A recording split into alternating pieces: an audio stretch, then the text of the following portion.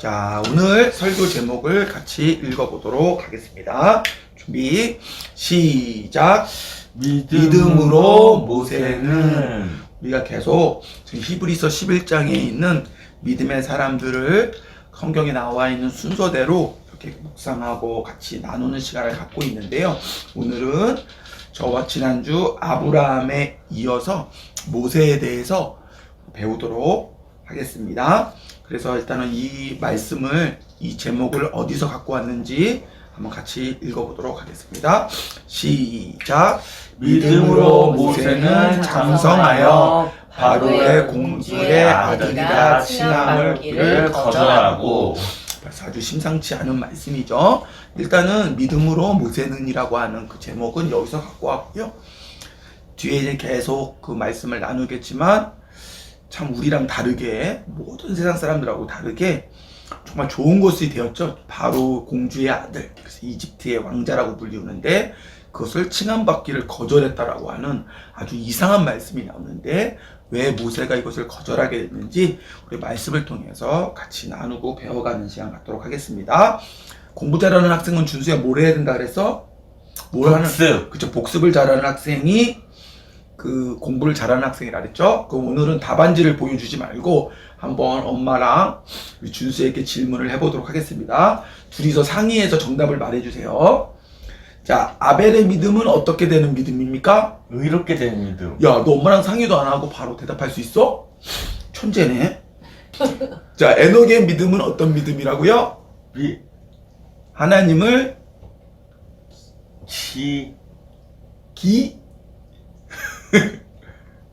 기쁘시게 하는 말. 그렇죠. 하나님이 에녹하고 동행하는 것 때문에 기쁘셨대요. 그래서 에녹의 믿음을 통해서 우리가 배울 수 있는 것은 하나님과 동행해야 되고, 그것이 하나님을 기쁘시게 하는 믿음이다, 이걸 배웠고, 우리 노아의 믿음은 어떤 믿음이죠? 노아가 방주를 만들어서 어떻게 되었죠? 노아의 믿음은 구원받는 믿음이다, 이렇게 배웠고, 지난주에 이거는 맞춰야 돼. 지난주에 아브라함의 믿음은, 이사가 생각하면 좀 딱 떠오르죠? 자, 두 글자예요. 순종하는 순종. 믿음. 정답. 그래서 정답을 공개하겠습니다. 짜잔. 자, 아벨의 믿음은 이렇게. 요거 우리 계속 요거 믿음의 시리즈 끝날 때까지 계속 문제를 낼 거니까 잊지 않도록 해요. 알겠죠? 자, 그래서 오늘은 이어서 그러면 이제 모세의 믿음은 어떤 믿음인지 같이 좀 나누는 시간을 갖도록 하겠습니다. 되게 이상해요. 정답을 보면 준수야, 모세의 믿음은 어떨 것 같아? 정답이 좀 이상해. 아빠는 이 정답을 쓰고서는 너무 이상하다고 생각이 들었는데, 그럼 다른 질문을 해볼게. 모세는 어떤 사람이야? 모세 하면 떠오르는 거. 좋은 사람. 그렇지. 모세는 아마도 좋은 사람이었을 거예요. 모세는 어떤 사람입니까? 모세 하면 떠오르는 거. 엄마는 뭐 떠올라요? 모세하면은 이스라엘 민족을 애굽으로부터, 그쵸, 출애굽한, 탈출시킨 리더, 그것도 생각이 나고, 이집트 왕자, 아까 바로 공주의 이제 양자로 들어가죠. 그런데 그 바로의 동생도 되고요. 바로, 그치. 그 나중에 그 아빠 바로 말고 그 아들 바로의 동생이 되기도 하죠. 네. 그리고 엄마가 말한 것처럼 이스라엘 백성을 출애굽시키기도 하고, 그리고 아빠는 호렙산 알아? 호렙산? 거기서 하나님을 만나죠. 하나님을 만나고 또 십계명이라는 걸 또 받기도 하고, 그래서 하나님께서 율법을 주시거든, 이스라엘 백성을 위해서 10가지. 그거의 또 주인공이 모세이기도 하고, 그러면서 어쨌든 그 가나안을 정복하죠. 정복하는데, 물론 이제 가나안을 정복하는 그 바로 직전에 또 이제 그것도 뒤에 얘기가 나오니까 또 자세히 얘기하겠지만, 어쨌든 그 일을 사실 추진하고 시작했던 사람이 모세인 거죠. 그러니까 정말 성경에 몇 손가락 안에 들 정도로 위대한 믿음의 사람이죠. 근데 이 사람의 믿음은 어떤 믿음이었는지가 너무 정답이 이상해서 이 장황한 얘기를 꺼냈던 거야. 그래서 한번 모세의 믿음은 어떤 믿음인지 같이 한번 읽어보도록 하겠습니다.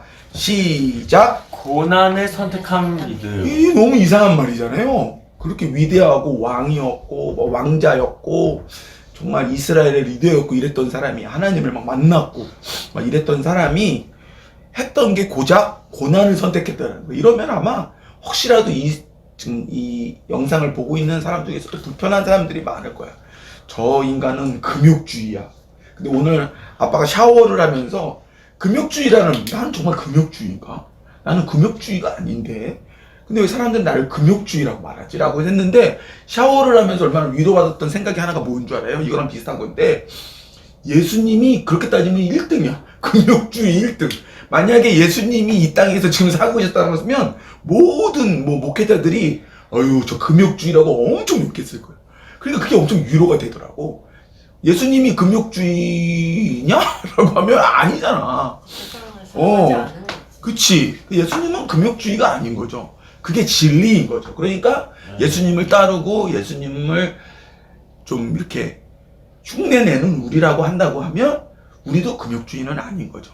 그러니까 이런 고난을 선택한 믿음, 이러면 또 누군가는 아유 저 금욕주의, 저 맨날 저 고난에 대해서 얘기하고 막 찌질하게 사는 거에 대해서 얘기하고 나자지라고 얘기하고 막 이렇게 얘기하니까 그렇게 생각할 수 있는데, 아빠가 이런 딱 대지를 쓸 때마다 자신감 있는 거는 아빠 말은 권위가 없지만 이 말은 누구의 말씀이다? 하나님의 말씀이다. 한번 읽어보도록 하겠습니다. 그래서 아빠는 자신감이 있어요. 시작. 도리어 하나님의 백성과 함께 고난받기를 잠시 죄악의 낙을 누리는 것보다 더 좋아하고, 이게 누구 얘기냐면 이집트 왕자 바로 모세에 대한 얘기인 거예요. 히브리서 저자가 쓴 건데 하나님의 백성과 함께 고난받기를, 뭐 여러 가지 의미가 있겠죠. 출애굽했던 그 상황을 말할 수도 있고, 가나안을 정복하기 위해 했던 그 여정일 수도 있고, 또 뭐 예를 들면 지금으로 따지면 우리가 어쨌든 그 아브라함의 후손, 그렇게 따지면 이제 우리도 다 이제 한 가족이라고 생각한다면 지금 이 땅에서도 하나님 믿는 것 때문에 받게 되는 그런 고난을 잠시 죄악의 낙을 누리는 것보다, 죄악과 타협하고 그래서 얻어들이는 부 때문에 내가 행복하고, 내가 높아지려고 하는 마음 때문에 높아져서 행복하고 하는 그 많은 것보다 정말 하나님의 백성과 함께 고난받기를 더 좋아했다는 거야. 그러니까 사실은 이집트 왕자였던 모세는 고난을 선택한 거지, 고난을 그냥 이렇게 고난의 상황에 처해졌던 게 아니야. 만약에 모세가 마음을 딱 이집트의 왕자로 선택했다면 아마 모세는 죽는 날까지는 정말 왕같이 살았을 거예요. 모든 것을 다 누리며. 그 당시에 가장 강대국이 이집트였기 때문에 정말 모든 것을 다 누리면서 살았을 것이거든. 근데 모세는 그것을 어떻게 했다고? 거절했다는 거야. 그것을 선택하지 않았다는 거야. 뭐 때문에? 하나님의 백성과 함께하는 것 때문에. 근데 그것은 사실 하나님의 백성과 함께하는 게 아니라 하나님께서 하나님의 백성과 함께하니까 모세는 거기에 함께하기를 또 좋아했고, 그리고 그 얘기를 조금 더 나아서 얘기해보면 마치 에녹이 동행했던 것처럼 모세는 하나님한테만 관심이 있었던 거예요. 하나님과 함께하는 거. 하나님이 이스라엘 백성과 함께하면 그들과 함께하는 거. 그러니까 더 나아가서는 하나님과 함께하는 거에서만 오히려 모세는 그 마음이 다 가 있었던 거지. 그러니까 세상에 주는 어떤 즐거움보다도 그것을 선택할 수 있었던 거예요. 자, 한번 같이 또 읽어보도록 하겠습니다. 왜 모세는 고난을 선택했는가? 이것만 얘기를 하면 또 아빠 얘기 같으니까 한번 요거를 같이 말씀을 한번 읽어보도록 하겠습니다. 시작.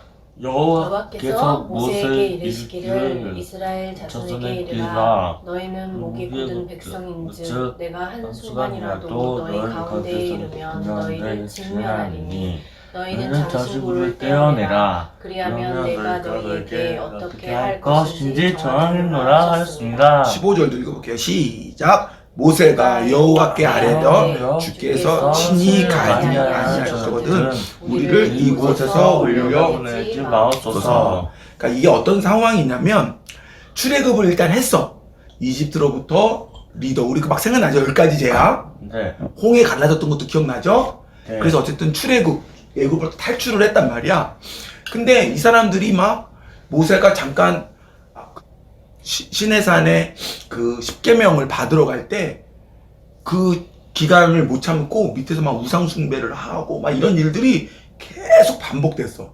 그러니까 여기 보면 아빠가 중간에 너희 가운데 이르면 너희를 진멸하리니, 이게 무슨 말이냐면 하나님께서 이제 어느 순간 너무 마음이 아프신 거야.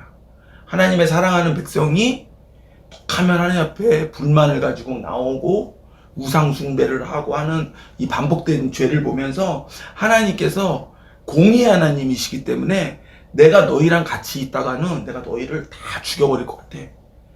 근데 하나님께서 약속의 하나님이시니까 하지만 내가 너희를 이집트에서 구해내서 가나안에 보내기로 했으니 나는 가지 않을 테니 내가 너희를 죽여버릴 것 같으니까 너희들끼리만 가라고 말씀을 하신 거야. 이 말씀이. 가나안을 가시지 않겠다는 거예요. 우리를 보내주시기는 하겠지만 약속의 하나님이시니까 하나님은 너희가 너무 그 죄악 때문에 난 너희랑 함께 할 수가 없으니 너희만 가라고 했을 때 사실은 모세 입장에서는 선택을 해야 되는 거지. 근데 이제 보통 사람들 같으면 가나안은 젖과 꿀이 흐르는, 그러니까 지금으로 따지면 아주 부자 나라야. 그것을 하나님께서 주겠다 약속을 하셨으니 사실은 보통 사람들 같으면 하나님이 안 가셔도 그 땅에 가는 게 맞는 거지. 왜냐면 그 땅에 가기만 하면 부자가 될 수 있고 강대국이 될 수 있고 높아질 수 있고 힘을 얻을 수 있고 세상의 모든 것을 얻을 수 있는 젖과 꿀이 흐르는 땅이니까. 그런데 모세는 어떻게 했는 줄 알아? 그 밑에 15절 말씀은 빨간 글씨 맨 밑에 줄 한번 준수가 읽어볼까? 우리를 이곳에서 올려보내지 마옵소서. 이게 무슨 말이냐면, 그래서 하나님께서 너희가 너무 죄악을 지으니까 내가 너희를 다 죽여버릴 것 같아서 내가 너희랑 함께는 할 수 없는데 내가 약속을 했으니까 너희를 가나안으로 보내줄게라고 이렇게 말씀을 하시자 모세는 어떤 얘기를 하는 거냐면, 거기에 아무리 좋은 곳이 있어서 가나안이 젖과 꿀이 흐르는 아무리 좋은 땅이어도 하나님께서 안 가시면 저도 안 갈래요, 이렇게 얘기한 거예요. 이게 무슨 말인지 이해가 돼? 가나안만 가면 돈도 얻을 수 있고 명예도 얻을 수 있고 힘도 얻을 수 있는 그런 좋은 상황인데 모세는 어떻게 하는 거야? 가지 않겠다고 말한 거야. 왜 모세는 그 좋은 기회를 버리고 왜 가지 않겠다고 했을까? 그런데 왜냐면 하나님이랑 같이 있고 싶으니까. 있고 싶어서. 그 얘기를 다른 말로 하면 모세에게는 이집트 왕자여서 얻는 세상적인 어떠한 것보다 젖과 꿀이 흐르는 가나안으로 들어가서 얻게 되는 그 어떠한 것보다 뭐가 더 소중했어? 하나님이 더 소중했던 거야. 하나님이 더 소중했고 하나님과 함께하는 그 시간이 더 소중했고 하나님과 함께하지 않으면 나는 아무것도 아니라는 것을 모세는 알고 있었던 거야. 그러니까 아무리 가나안이 좋아도 아무리 이집트가 좋아도 하나님이 계시지 않는 곳이면 저는 안 갈래요. 그것은 저에게 좋은 것처럼 보이지만 좋지 않아요. 그게 되게 의미 있고 그것이 나의 인생을 구원할 것처럼 보이지만 저는 그게 나를 구원하지 않을 거라는 걸 너무 알아요. 라고 하면서 모세는 그 하나님 없이 가나안에 들어가는 것을 거절했어. 그래서 아까 전에 뭐라 해서 고난을 선택한 거죠, 사실은. 어떻게 보면 그 받게 될 어려움을 스스로 선택한 거죠. 사실은 뭐 꼭 그것 때문은 아니지만 어쨌든 모세는 가나안에 들어가지 못해요. 그렇게 가나안에 들어가는 것이 비전이었고 그거를 이끄는 리더였음에도 불구하고 이스라엘의 그 수많은 우상 숭배에 대한 그 죄악의 리더로서의 책임으로 하나님께서 모세에게는 가나안에 들어가는 것을 허락하지 않으시고 그의 제자인 여호수아에게 그 일을 맡기신단 말이야. 그랬을 때 모세는 마음이 어땠을까? 자기는 가나안에 들어갈 줄 알고 그 리더로 이스라엘 백성을 이끌어서 가나안에 들어가기 코앞에서 하나님께서 들여보내시지 않으시거든. 그랬을 때 모세의 마음은 어땠을까? 어렸을 때 아빠는 그런 질문을 받았을 때 되게 서운했을 거라고 생각했어. 아니 이렇게 고생시키시고 이제 광야에서 40년 동안 그렇게 고생했는데 이제 코앞에 가나안을 앞두고 이제 조금 있으면 이제 들어가서 거기 있는 좋은 것들 다 누릴 수 있는 그 상황 가운데 하나님께서 모세 너는 못 들어간다라고 말했을 때 아빠 같으면 너무 서운했을 것 같은 거야. 근데 이 말씀을 쭉 읽어보니 모세는 좋아했어는 내가 그 다음에 말을 하려고 했던 거였고 그 첫 번째 들었던 생각은 상관없어라는 생각이 들었어. 상관없어. 왜 그러냐면 모세의 목적은 가나안이 아니었어. 하나님이었어. 하나님이었어. 하나님하고 동행하는 거였어. 하나님하고 함께하는 거였어. 그러니까 어쩌면 여기 아까 전에 말씀을 보면은 여기 한번 같이 한번 다시 읽어볼까요? 도리어 시작. 도리어 하나님의 백성과 함께 고난받기를 잠시 죄악의 낙을 누리는 것보다 좋아하고. 그래서 원래는 이거는 두 번째 때 말하려고 했었던 건데 준수가 그냥 벌써 답을 말해버려가지고 아빠가 또 말을 하는 건데, 그러니까 난 상관없어를 넘어 어쩌면 모세는 좀 좋아하지 않았을까 생각도 드는 거예요. 엄마, 왜 모세가 좋아했을 거라고 제가 생각했을까요? 하나님께서 나와 함께 해주시는 것 때문에. 이거는 이제 맞는 정답인데, 내가 생각했던 건 어떤 거였냐면, 자, 모세가 가나안을 들어가지 못하고 죽었어. 그럼 모세는 어디로 갈까? 천국에 갔을 거야, 천국에. 지금 모세는 아마 천국에서 하나님하고 같이 있을 거라고.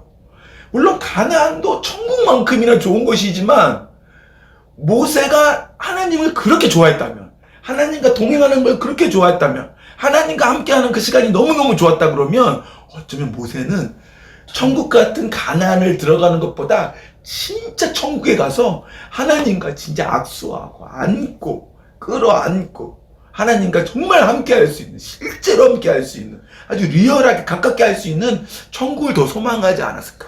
그러면 모세 입장에서는 가나안에 들어가는 게 더 좋은 거야? 여기에서 그만, 이제 너 수고했다, 그만, 네 사역 그만하고 나한테 와, 하나님의 그 부르심이 더 좋은 거야. 근데 나는 부르심이 더 좋은 거라고 생각해. 그렇지. 그런 면에서 그냥 아빠 혼자 상상이긴 해. 뭐 어떻게 되는지 모르겠지만, 그렇다고 그러면 진짜 모세는 가나안 같은 거 뭐 별로 가고 싶지 않아요. 저봤자 뭐 얼마나 좋겠어요. 그거는 여호수아 제 제자 보내고 우리 애들 보내고, 저는 빨리 하나님 불러주세요. 하나님하고 같이 있고 싶어요. 하나님을 뵙고 싶어요. 어쩌면 우리 마지막 때를 기다리는 성도들의 마음이라고 할까? 이 땅에서 주는 좋은 것들이 있지. 행복한 것들도 있고. 하지만 그것과 비교할 수 없는 좋은 건 뭐야? 주님 만나는 거. 천국에 가는 거. 하나님의 나라에 가는 거. 그것과 비교할 수 없는 거지. 그러니까 이 땅에서 좋은 게 없다는 건 아니지만 그것들을 뒤로 하고 내려놓고 우리는 뭘 꿈꾸는 거예요? 모세처럼 하나님과 함께 하기를. 이건 물론 아빠 상상이지만 충분히 그럴 수도 있었겠다는 생각이 들면서 아빠에게는 은혜가 되었습니다. 무슨 말인지 이해가 되죠? 그렇다 그러면 요걸 한번 같이 읽어보도록 하겠습니다. 시작. 그렇다면 모세가 원했던 상은 무엇인가? 아빠, 모세가 순수하게 하나님을 좋아해서 했던 게 아니었어요. 뭐 상을 바라고 했던 거였어요 라고 하면 뒤에 성경 말씀에 그 상에 대해서 나와. 근데 이 상은 우리가 매주마다 나누는 거지만 우리가 생각하는 그런 시시한 것들이 아니야. 그러니까 모세는 정말 멋진 사람이야. 정말 훌륭한 사람이야. 왜냐면 이 상이 뭔지를 정확하게 알았기 때문에. 그래서 한번 같이 읽어보도록 하겠습니다. 시작. 그리스도를 위하여 받는 수모를 애굽의 모든 보화보다 더 큰 재물로 여겼으니 이는 상 주심을 바라봅니다. 여기 첫 번째 나오는 빨간색으로 해놓은 단어는 수모라는 거야. 수모. 무시당하는 거지. 어쩌면 우리도 따지면 예수님 믿는다고 무시당하고, 예수님이 곧 오실 거라고 말한 것 때문에 이단이라는 소리를 듣고, 이런 것들이 수모인 거죠. 그 사람은 모욕인 거죠. 근데 모세도 이런 수모를 당했었나 봐. 근데 이 수모를 뭐보다 더 좋아했냐면 애굽의 모든 보화. 그러니까 애굽은 지금으로 따지면 힘과 부와 명예와 정말 예수 그리스도가 우리에게 전해주시려고 했던 거 반대되는 그 모든 것을 말하는 거예요. 그것들을 사실은 이집트 왕자였기 때문에 모세의 선택에 따라 모세는 그걸 다 얻을 수 있었거든. 근데 그것을 별로 좋아하지 않고 어떤 것을 좋아했냐면 이는 상 주심을 바라봅니다. 이 히브리서 말씀이기 때문에 아빠는 이 상을 계속 이거 히브리서 11장을 묵상하고 있기 때문에 그냥 딱 보는 순간 뭐구나라는 걸 알았어. 그리고 봐봐, 그걸 몰랐다고 해도 애굽의 모든 보화보다 이 땅에서 더 좋은 보화는 없다니까. 근데 그것을 버리고 잡으려고 하는 게 또 돈이라고 누가 말할 수 있겠냐라는 거야. 정말 이 세상에 가장 부자가 이집트인데 이집트의 그 가장 많은 돈보다 난 돈을 선물로 주세요 하는 사람이 어디 있어? 이집트가 세상에 가장 큰 권력을 갖고 있는데 그 권력보다 더 큰 권력을 주세요. 이런 사람이 어딨냐라는 거야. 모세가 여기서 말하는 상은 뭐겠어? 모세는 정말 어떤 상을 받고 싶었던 거야? 하나님과 영원히 함께하는 천국. 하나님의 나라. 아까 전에 그랬죠? 모세는 그런 것들이 구체적으로 나와 있지는 않지만 서운하지 않은 거지. 가나안에 저 들어가지 말라고요? 하나님 어떻게 저한테 그러실 수가 있어요? 제가 얼마나 고생했는데 여태까지 고생한 게 얼만데 저는 아니 무조건 가나안에 가겠어요. 이러지 않았단 말이야. 하나님 말씀에 순종했단 말이지. 그러니까 그 죽음을 받아들였다는 거지. 하나님을 원망하지 않았다는 거지. 그 이유는 모세의 진짜 소원은 육의 가나안이 아니었어. 이것은 하나님의 계획이었고 이스라엘 백성 그 모세의 후손들에게 하나님이 주신 땅이었던 거지. 모세의 진짜 꿈은 하나님과 함께하는 거. 하나님과 함께할 수 있는 유일한 곳이 어디예요? 하나님의 나라. 우리가 그토록 꿈꾸는 어디? 천국, 해분. 마지막 날에 예수 그리스도가 왕으로 오시면 우리가 얻게 될 것. 모세도 우리와 동일하게 이 보아보다, 세상의 물질보다, 세상의 명예보다, 세상의 권력보다 이 상을 더 꿈꾸고 가치 있게 여겼다고 바라보았다고 성경에 나와 있어요. 성경에 나와 있으면 아빠 말이 아니니까 진리야 아니야. 이게 진리인 거죠. 이게 진리이기 때문에 이거에 반대된 아니 하나님은 가나안을 얻으라 그랬어. 가나안을 취해야 돼. 가나안에 어서 오는 이런 것들 이런 것들 다 미혹이에요. 하나님은 가나안을 정복하냐 정복하지 않냐 사실 하나님한테는 엄밀히 얘기하면 의미가 없어. 왜냐면 하나님은 온 우주의 말씀으로 창조하신 주인이시란 말이야. 근데 이 지구의 이 조그만 별에 조그만 땅 가나안이 뭔 의미가 있어. 하나님은 아마도 가나안을 정복하는 그 과정을 통해서만 할 수 있는 하나님과 동행함, 하나님이 직접 만드신 하나님의 백성과 하나님과 동행하는 것들을 원해서 가나안을 허락하셨을 것이지 가나안 땅 자체는 이미 하나님의 것이기 때문에 아무런 의미가 없었을 거예요. 그렇기 때문에 우리는 이 땅의 것들을 소망하는 것이 아니라 노아처럼 아브라함처럼 모세처럼 어떤 걸 소망하는 거예요? 천국. 하나님의 나라를 소망하고 꿈꾸는 겁니다.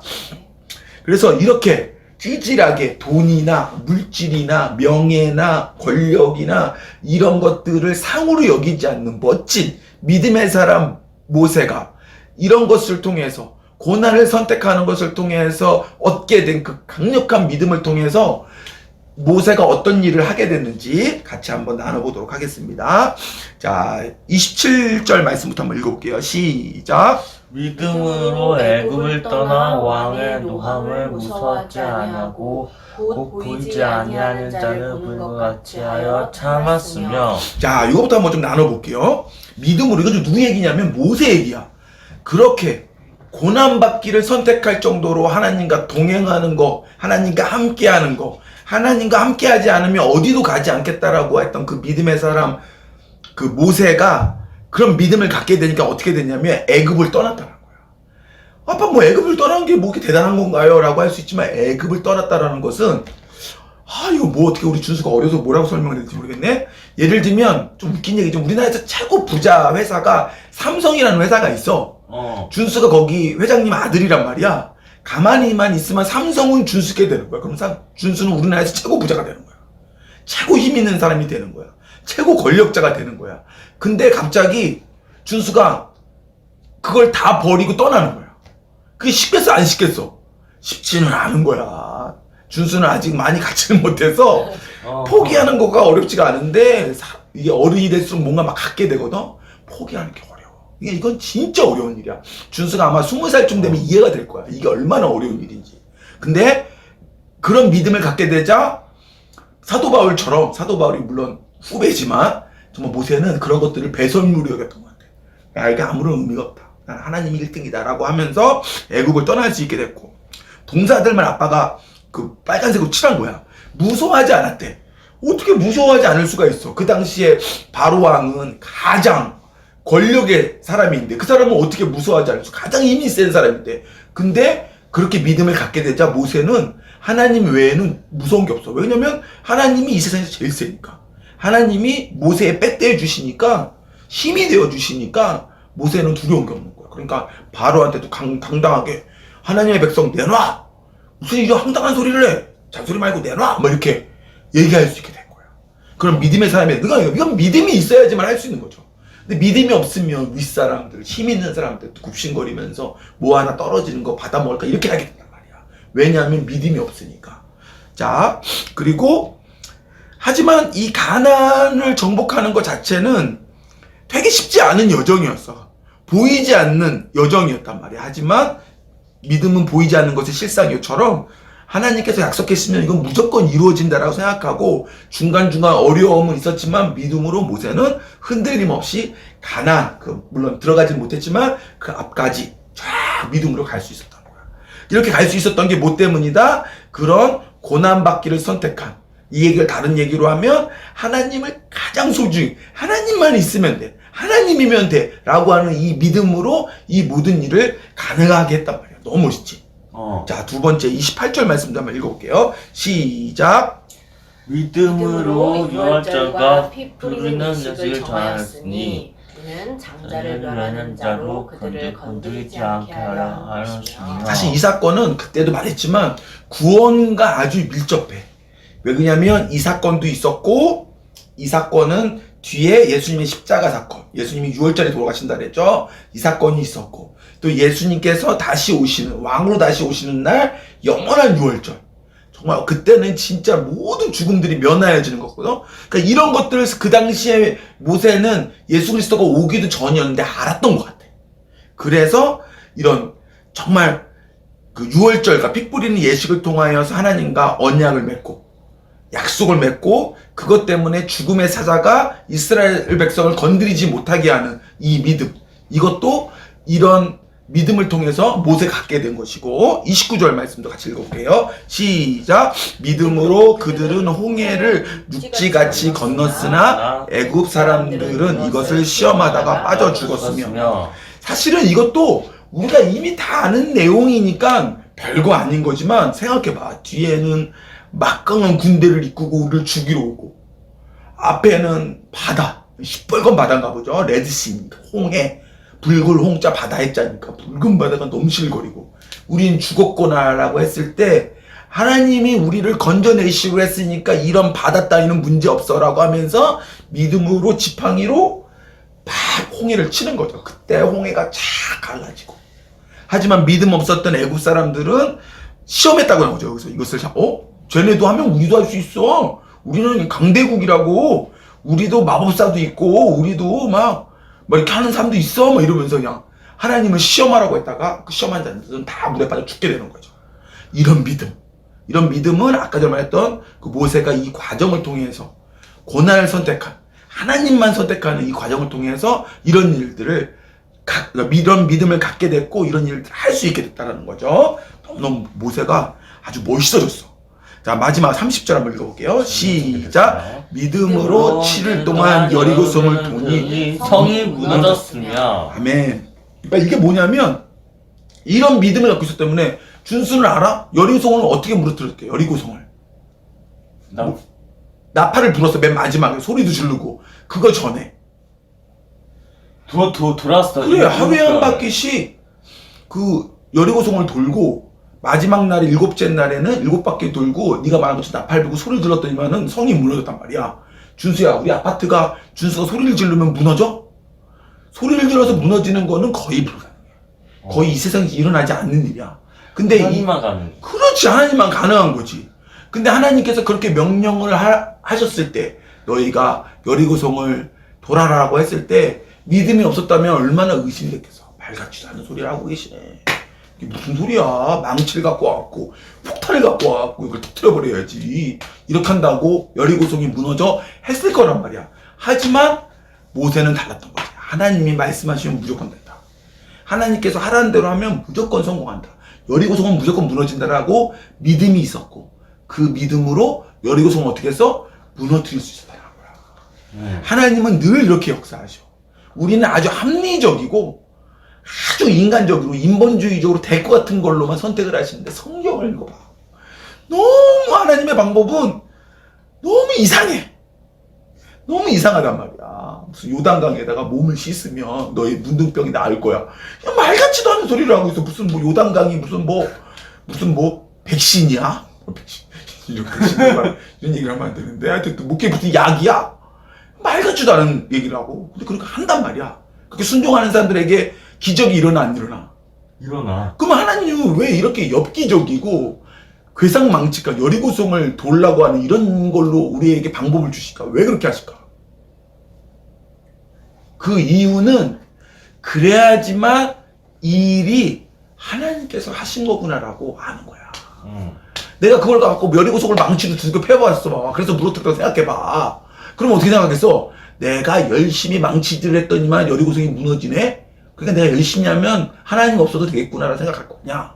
근데 그것들 하나님이 다 꺾어놓기 위해서 정말 말도 안 되는 방법.